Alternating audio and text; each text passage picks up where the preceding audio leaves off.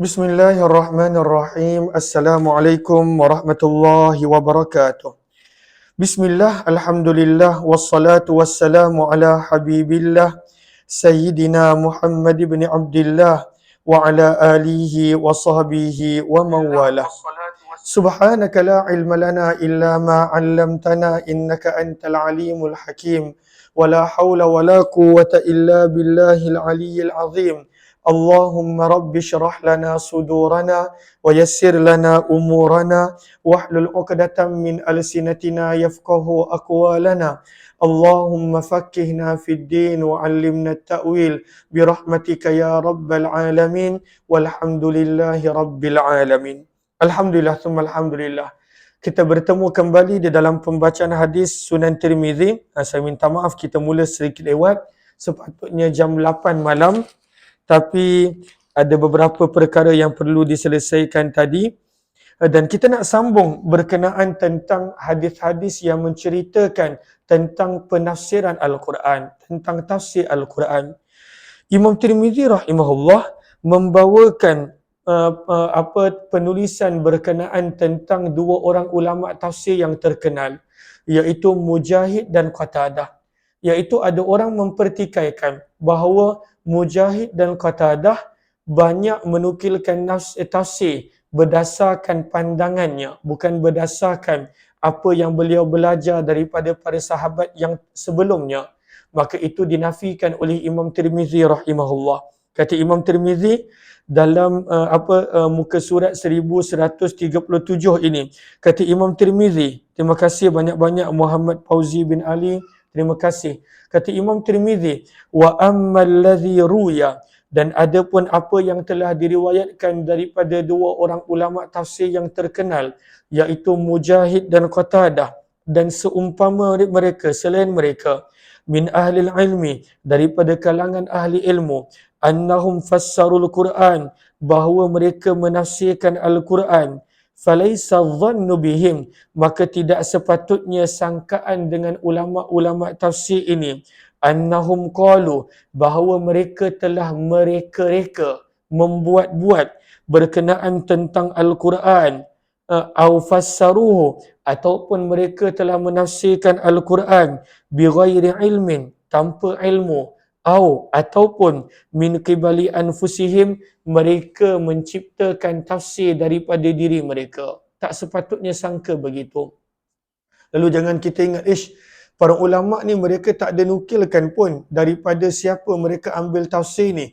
Mungkin mereka pun membuat-buat, mereka reka tafsir. Ataupun tafsir itu daripada diri mereka sendiri. Ataupun tafsir itu tanpa ilmu. Maka Imam Tirmizi menafikan. Kata Imam Tirmizi, wa qad ruwiya, dan sungguh telah diriwayatkan daripada mereka, ma yadullu, apa yang menunjukkan, ala ma qulna, terhadap apa yang telah kami sebutkan, annahum, bahawa para ulama tafsir, lam yaqulu, tidak pernah menyebut sesuatu, min qibali anfusihim, daripada pihak mereka semata-mata, bighairi ilmin, tanpa ilmu. Para ulama tafsir, mereka nukilkan tafsir berdasarkan ilmu yang mereka pelajari daripada guru mereka. Kalaulah para tabi'in, daripada para sahabat, dan para sahabat daripada Nabi SAW. Dalilnya, wabihi ilahi qala hadatsana Husain bin Mahdi al-Basri qala hadatsana Abdul Razzaq an Ma'mar an Qatadah qala, daripada Qatadah beliau berkata, ma fil Qur'ani ayah, tidak ada satu ayat pun dalam Al-Quran, illa wa qad sami'tu fiha syai'an, kecuali aku telah mendengar sesuatu ilmu berkenaan tentang ayat tersebut. Tak ada ayat pun yang dalam Al-Quran kecuali beliau telah ada ilmu, beliau telah belajar tentang ayat tersebut, kata Qatadah rahimahullah. Begitu juga tentang Mujahid, kata Imam Tirmizi, wa bihi ilahi qala hadatsana Ibnu Abi Umar qala hadatsana Sufyan bin Uyainah al-A'mash qala, daripada A'mash beliau berkata, Mujahid telah berkata, law kuntu qara'tu qira'at Ibn Mas'ud, kalaulah aku telah membaca bacaan Abdullah bin Mas'ud, qira'an Abdullah bin Mas'ud, lam ahtaj, nescaya aku tidak perlu untuk bertanya kepada Abdullah bin Abbas an kathirin, berkenaan tentang banyak ayat-ayat daripada Al-Quran, mimma sa'altu, daripada apa yang aku telah tanya. Maka apa kata Mujahid? Beliau bertanya kepada Abdullah bin Abbas semua ilmu tentang ayat yang beliau tidak sempat belajar daripada Abdullah bin Mas'ud radhiyallahu taala anhu. Menunjukkan para ulama tafsir mereka menukilkan dalam tafsiran mereka berpandukan kepada ilmu, bukan berpandukan kepada apa yang mereka buat-buat dan reka. Kemudian Imam Tirmizi membawakan tafsiran berkenaan ayat daripada surah-surah yang tertentu, maka dimulakan dengan hadis-hadis yang menceritakan tentang tafsiran surah Al-Fatihah. Riwayat 2966. وبه إليه قال حدثنا قتيبة قال حدثنا عبد العزيز بن محمد عن العلاء بن عبد الرحمن عن أبيه عن أبي هريرة. Daripada Abu Hurairah radhiyallahu taala anhu, sesungguhnya Nabi sallallahu alaihi wasallam bersabda, man shalla salatan, barang siapa yang menunaikan salat, lam yakra, dan dia tidak membaca, fiha, di dalam salat tersebut, bi ummil Quran, dengan suratul Fatihah, fahiya khidaj, maka salatnya itu adalah cacat, kurang. Fahiya khidaj, solat itu adalah cacat dan kurang, ghairu tamam, tidak sempurna. Maka daripada hadis ini ada beberapa perkara yang kita boleh belajar. Yang pertama, Nabi yang memanggil Al-Fatihah dengan panggilan Ummul Kitab ataupun Ummul Quran. Dan sebab itulah kita biasa dengar tentang nama Ummul Kitab, Ummul Quran untuk Al-Fatihah, itu dipanggil oleh Nabi SAW sendiri. Dan yang kedua, kita dapat belajar berkenaan suratul Fatihah perlu dibaca pada setiap rakaat solat. Dan itulah pandangan Imam Syafi'i rahimahullah. Allahumma salli ala sin. Apakah maksud khidaj? Lihat kepada sinhara baris yang pertama, aina qisah, adanya kekurangan. Kemudian berkata lagi Abu Hurairah, kemudian berkata lagi perawi, qultu, lalu aku telah bertanya, ya Abu Hurairah, wahai Abu Hurairah, inni ahyanan akun wara al-imam. Tuan sebut kena baca surah Fatihah setiap kali rakaat solat. Maka berkata perawi, aku telah bertanya kepada Abu Hurairah bahawa kadangkala aku solat di belakang imam, maka adakah kena baca surah Fatihah juga? Maka Abu Hurairah menjawab, ya benal Farisi, wahai anak orang Farsi, faqra'ha, bacalah kamu surah Al-Fatihah fi nafsika, di dalam hati kamu, di dalam diri kamu. Apakah maksudnya? Lihat sinhara baris yang kedua, ay sirran, baca dengan suara perlahan. Wa bihi akhadha Syafi'i, dan inilah pandangan Imam Syafi'i. Menjadi makmum, walaupun menjadi makmum, dituntut membaca surah Al-Fatihah. Berbeza dengan pandangan Imam Abu Hanifah dan sebagainya, yang mana mereka kata tidak perlu membaca Al-Fatihah kalaulah menjadi makmum. Kata Abu Hurairah, kerana sesungguhnya aku telah mendengar Nabi SAW bersabda, qala Allah Ta'ala, Allah telah berfirman, qasamtu, aku telah membahagikan solat di antara daku dan hambaku, nisfain, menjadi dua bahagian. Fanisfuha, sebahagian solat adalah untukku, wa nisfuha li abdi, dan sebahagiannya untuk hambaku, wa li abdi ma sa'al, dan di dalam solat ketika mana membaca Fatihah, untuk hambaku apa yang dia minta. Kemudian sabda Nabi, yaqumul abdu, ketika mana berdirinya seorang hamba untuk solat, fayaqul, lalu apabila dia membaca Fatihah, maka sabda Nabi apabila dia membaca alhamdulillahi rabbil alamin, maka Allah menjawab, hamidani abdi, hambaku telah memuji daku. Kemudian bila hamba tadi dalam solat membaca Ar-Rahmanir Rahim, maka Allah menjawab, asna alayya abdi, telah memuji aku hambaku. Bila hamba tadi membaca Maliki Yaumiddin, maka Allah menjawab, majjadani abdi, hambaku telah mengagungkan daku. Wa hadza li, dan ketiga-tiga ayat ini adalah untukku. Wa baini wa baina abdi, dan untukku dan untuk hambaku adalah iyyaka na'budu wa iyyaka nasta'in. Maka bila seorang hamba itu menyebut iyyaka na'bud wa iyyaka nasta'in, hanya kepadamu kami sembah dan hanya kepadamu aku meminta. Maka ini adalah di antara seorang hamba dengan Allah. Kemudian sabda Nabi, kemudian sabda Nabi menukilkan firman Allah, wa akhirus surah, dan penghujung surah Al-Fatihah, li abdi adalah untuk hambaku, wa li abdi ma sa'al, dan untuk hambaku apa yang dia minta. Maka apabila seorang hamba membaca ihdinas siratal mustaqim, tunjuklah kami jalan yang lurus, siratal ladzina an'amta alaihim, jalan yang dikau telah kurniakan nikmat ke atas mereka, bukannya jalan orang-orang yang dikau murkai ke atas mereka, dan tidak pula jalan yang sesat. Maka firman Allah, wali abdi ma sa'al, untuk hambaku apa yang dia minta. Maka Abu Hurairah menyebut, bila dalam solat kita baca Fatihah, sebenarnya kita sedang bermunajat dengan Allah. Sebenarnya kita sedang berbicara dengan Allah. Bila kita baca setiap ayat, Allah balas dan Allah jawab pada waktu itu. Maka sebab itu pentingnya untuk kita pada waktu itu menghayati bacaan suratul Fatihah yang kita baca pada setiap rakaat solat kita. Kemudian riwayat yang seterusnya, riwayat yang ke-2967. Masih lagi berkenaan tentang surah Al-Fatihah. Wa bi ilahi qala hadatsana bi dzalika Muhammad bin Yahya wa Yaqub bin Sufyan Al-Farisi. Qala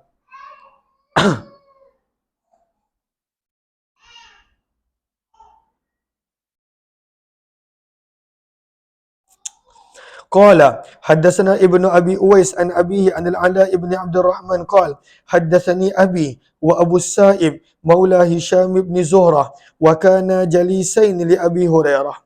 Maka berkata Ala bin Abdul Rahman, adalah ayahku Abdul Rahman dan juga Abu Sa'ib.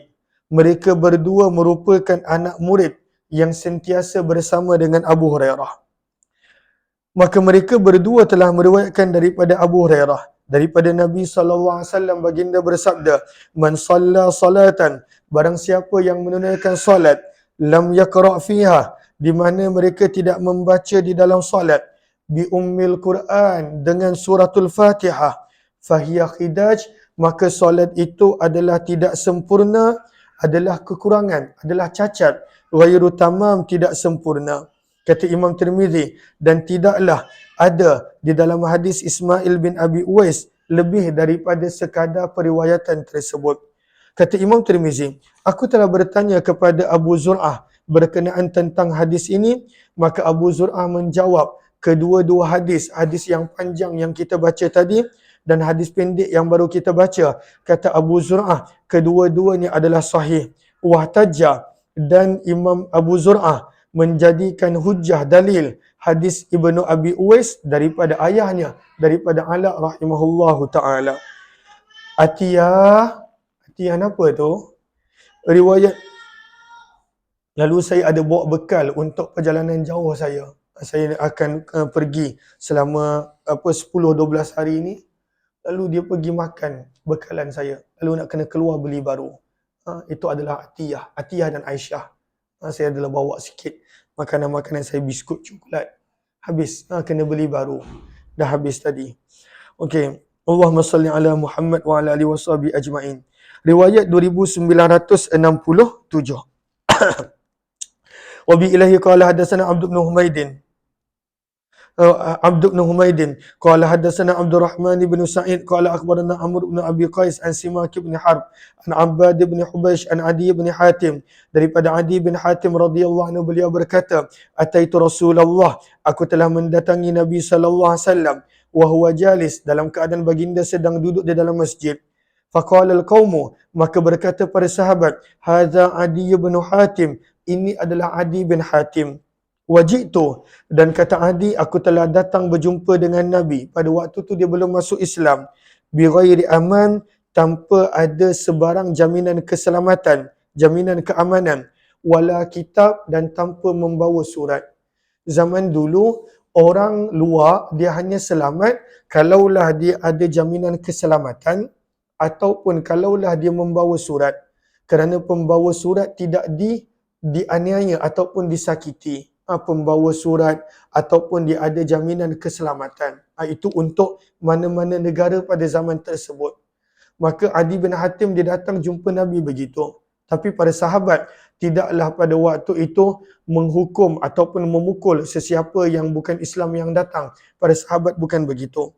Namun kata Adi bin Hatim, bila dia datang jumpa Nabi dalam keadaan dia masih lagi belum masuk Islam, dia datang tak ada jaminan keamanan dan tak ada membawa surat. Namun para sahabat tidak melakukan apa-apa kepadanya. Falamma dufi'tu ilaihi, maka apabila aku telah diserahkan kepada Nabi, akhadha biyadi, Nabi telah pegang tanganku. Wa qad kana, dan adalah Nabi SAW pernah bersabda sebelum aku datang jumpa Nabi. Sabda Nabi, inni la arju, sesungguhnya aku berharap an yaj'alallahu yadahu fi yadi, Allah menjadikan tangan Adi bin Hatim pada tanganku. Kerana Adi bin Hatim daripada kumpulan orang-orang mulia. Ayahnya dikenali sebagai Hatim At-Tai, seorang yang terkenal di kalangan masyarakat Arab sebagai orang yang sangat dermawan. Maka Nabi SAW sangat berharap Adi bin Hatim masuk Islam. Maka bila dia datang, Nabi terus pegang tangan dia. Qala, maka berkata Adi bin Hatim, faqama bi, maka Nabi telah membawaku berdiri. Falakiyathu imra'ah, maka telah datang menemui Nabi seorang wanita bersama dengan bayi bersamanya. Faqala, maka wanita ini berkata kepada Nabi, innalana ilaika hajah, sesungguhnya kami ada hajat kepadamu wahai Muhammad, kami ada keperluan. Maka dia minta tolong Nabi. Maka akhlak Nabi sangat luar biasa, kata Adi bin Hatim. Maka Nabi telah bangun mengikuti wanita tersebut sehingga baginda membantu menyelesaikan segala keperluan dia. Dia minta tolong Nabi, Nabi ikut dan Nabi SAW tolong menyelesaikan hajat dan keperluan dia. Kemudian Nabi SAW telah memegang tanganku, kata Adi, sehingga Nabi telah membawaku kepada rumah baginda. Fa'alqat lahul walidah, maka seorang hamba perempuan telah membentangkan untuk Nabi SAW wisadah, satu tempat duduk. Fajalasa alaiha, maka Nabi telah duduk. Wajalastu baina yadayh, dan Adi bin Hatim duduk di hadapan Nabi. Fahamidallah, maka Nabi memuji Allah. Wa athna alaih, mengagungkan Allah. Thumma qala, kemudian Nabi bersabda, ma yufirruka, apakah yang menyebabkan kamu masih lari daripada mengucapkan la ilaha illallah? Kenapa kamu masih lagi belum masuk Islam, wahai Adi? Kenapa kamu lari daripada mengucapkan la ilaha illallah? Fahal ta'lam, maka adakah kamu tahu adanya Tuhan yang layak disembah kecuali Allah? Ada tak Tuhan selain Allah? Maka Adi bin Hatim menjawab, aku berkata, la, tidak ada wahai Rasulullah. Kemudian Nabi SAW berbicara lagi untuk beberapa ketika. Kemudian Nabi SAW bertanya lagi, innama tafirru, sesungguhnya yang menjadikan kamu masih lari daripada mengucapkan Allahu Akbar, Allah Maha Besar, wa ta'lamu syai'an, kerana kamu mengetahui bahawa ada sesuatu yang lebih besar daripada Allah. Adakah kerana kamu rasa ada sesuatu yang lebih besar daripada Allah, sebab itu kamu tak nak beriman? Maka Adi bin Hatim menjawab, aku berkata, la, tidak wahai Rasulullah. Tidak ada yang lebih besar daripada Allah, yang lebih agung daripada Allah. Kemudian Nabi bersabda lagi, fa innal yahuda, sesungguhnya orang-orang Yahudi, maghdubun alaihim, adalah golongan yang Allah murka ke atas mereka. Wa innan nasara, dan sesungguhnya golongan Nasrani, dullal, adalah golongan yang sesat. Maka ungkapan ini dikira sebagai tafsiran untuk surah Al-Fatihah. Kerana dalam surah Al-Fatihah adanya firman Allah, ghairil maghdubi alaihim waladdallin. Maka apakah yang dimaksudkan dengan al-maghdubi alaihim, golongannya Allah murka? Maka dalam hadis ini Nabi terangkan, golongannya Allah murka adalah golongan Yahudi yang tidak mahu beriman. Dan apakah yang dimaksudkan dengan waladdallin, golongan yang sesat? Maka dalam hadis ini Nabi SAW bersabda, golongan yang sesat adalah golongan-golongan Nasrani yang tidak mahu beriman. Kemudian berkata Adi, maka aku telah berkata, fa inni hanif, maka sesungguhnya aku berpaling daripada agama yang lain, Muslim, dan aku adalah seorang Islam, wahai Rasulullah. Maka bila Adi bin Hatim berkata sahaja begitu, maka kata Adi, fara'aitu wajhah, aku melihat wajah Nabi, tabassata faraha, menjadi sangat gembira. Kemudian Nabi SAW telah memerintahkan daku, faunziltu, maka aku dijadikan tetamu di sisi seorang sahabat Ansar, ja'altu arsyah, dan aku kerap mendatangi Nabi. Arsyah maksudnya ja'ah, maka aku kerap mendatangi Nabi pada waktu pagi dan petang, atarafain nahar, pada kedua penjuru siang, maksudnya pada waktu pagi dan petang. Berkata Adi bin Hatim, fabainama ana indah, maka ketika mana aku pernah bersama dengan Nabi asyiyatan, pada satu waktu petang, maka telah datang kepada Nabi sekelompok manusia fi thiyabim minas suf, memakai pakaian yang diperbuat daripada bulu, min hadhihin nimar, daripada bulu-bulu yang bergaris. Maka pada zaman dulu, pakaian kulit, pakaian berbulu adalah gambaran orang yang susah. Zaman kita pakaian kulit, pakaian bulu adalah untuk orang yang kaya kerana harganya mahal. Maka berkata Adi bin Hatim, fasalla, bila Nabi nampak ada sahabat-sahabat miskin yang baru datang ke Madinah, pada waktu itu pakaian mereka adalah pakaian orang yang susah. Maka Adi bin Hatim berkata, maka Nabi telah menunaikan solat, waqama, dan kemudian Nabi telah berdiri, fahatha alaihim, Nabi telah menggalakkan para sahabat untuk bersedekah. Sehingga Nabi bersabda, walau sa', walaupun hanya satu gantang, ataupun separuh gantang, walaupun hanya satu genggaman, ataupun sebahagian genggaman, hendaklah seseorang itu bersedekah untuk sahabat-sahabat ini. Dalam kita, sabda Nabi SAW, yaqi ahadukum wajhah, hendaklah salah seorang daripada kamu menyelamatkan wajahnya, dirinya daripada kepanasan api neraka, walau bitamrah, walaupun bersedekah hanya sebiji kurma. Kalau tak ada sebiji kurma, walau bisyikki tamrah, walaupun sebahagian kurma. Sabda Nabi, fa inna ahadakum, kerana sesungguhnya salah seorang daripada kamu, laqillah, pasti akan bertemu dengan Allah, wa qailun, dan Allah akan bertanya kepadanya, ma aqulu lakum, seperti yang aku katakan sekarang. Nabi kata, Allah akan tanya perkara yang aku sedang katakan sekarang. Apa yang Allah tanya? Alam aj'al laka sam'a wa basara, bukankah aku telah menjadikan kamu ada pendengaran dan penglihatan? Kemudian kamu akan jawab kepada Allah pada hari kiamat, bala, bahkan. Kemudian Allah akan bertanya, bukankah aku telah menjadikan untuk kamu adanya harta dan anak-anak?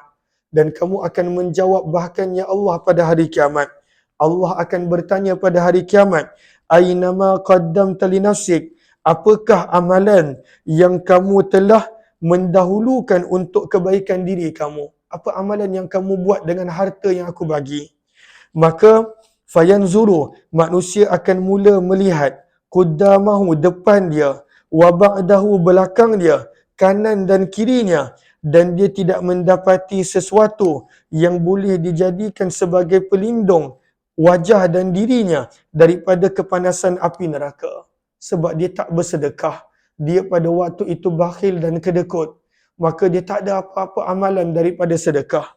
Maka sabda Nabi lagi, liyaki, hendaklah menyelamatkan salah seorang daripada kamu wajah, wajah juga bermaksud zatah, wajah dan dirinya daripada api neraka, walaupun dengan separuh kurma. Maka Nabi galakkan para sahabat untuk bersedekah untuk sekelompok para sahabat susah yang baru datang dan tiba di Madinah.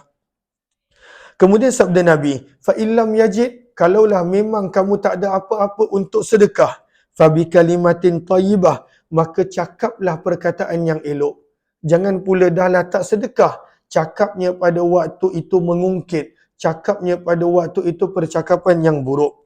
Kemudian sabda Nabi, kerana sesungguhnya aku tidak takut ke atas kamu kefakiran, kerana sesungguhnya Allah pasti akan menolong kamu dan akan mengurniakan kepada kamu dengan begitu banyak nikmat, sehingga sabda Nabi, tasiraz zainah, akan berjalan seorang wanita bersendirian daripada Yathrib dan juga Hirah. Hirah satu bandar lama di Kufah, ataupun lebih daripada itu. Dan pada waktu itu ma yukhaf, tidak ditakuti, ala matiyatiha, terhadap unta yang ditunggang, as-sarak, seorang perompak pun. Akan datang satu masa begitu aman, seorang wanita boleh berjalan dalam perjalanan yang jauh dan tak ada siapa akan merompak dia. Kemudian kata Adi bin Hatim, faja'altu aqul, maka aku mula berkata dalam diriku pada waktu itu, di manakah perompak-perompak kabilah Tai yang sebenarnya begitu banyak? Sebab zaman tersebut banyak perompak, tapi Nabi sebut akan datangnya satu masa dunia begitu aman, wanita boleh berjalan bersendirian untuk jarak yang jauh.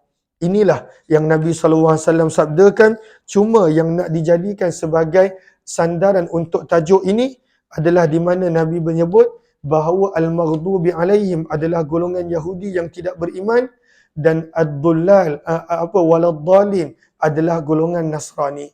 Mudah-mudahan insya-Allah. Terima kasih semua. Kita sambung balik pada jam 10.30 insya-Allah. Terima kasih semua.